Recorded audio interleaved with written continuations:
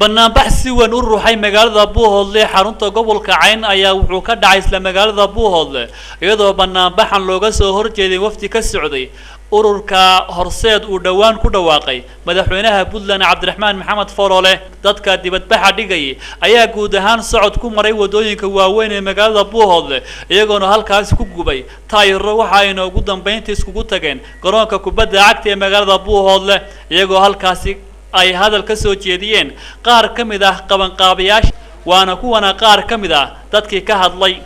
مجرى وحملنا هاي وضد مدح بنان وضد سياسة وضد كفلان وضد سند وضد كفلان شعب كبلان على اليوحة مدان دعا ذكي شعبي ومضوا عندما واحد ديار تاي إلى الحزب اللي قبل كانوا إلى الحزب قبل كانوا ما جبتوا ما أنا أقول سنين ما أنا تاجر سنين ما أنا ومن قرى ومن قرى وتاجرنا الله بحين قبل كيا عين حتى يسمى الله بحين والله شهيرنا حتى يسمى الله بحين والله شهيرنا إن شاء الله تعالى بالله الكريم والله شهيرنا حتى يسمى الله بحين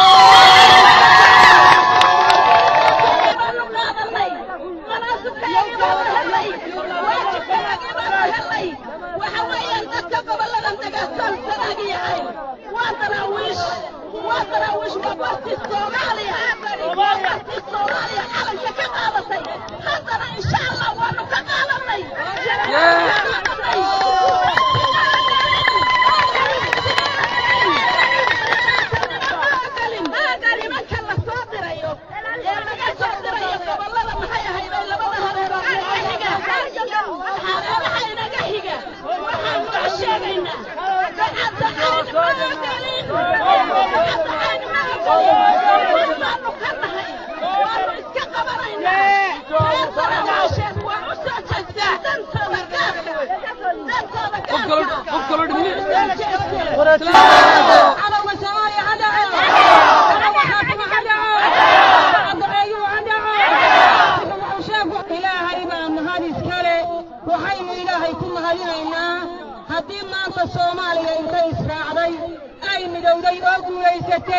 هذه بنشاكي يسحروليه دعين هذه أي سوماليا ما تمدودي إلهي بينكم هذه أن سوماليا مدودي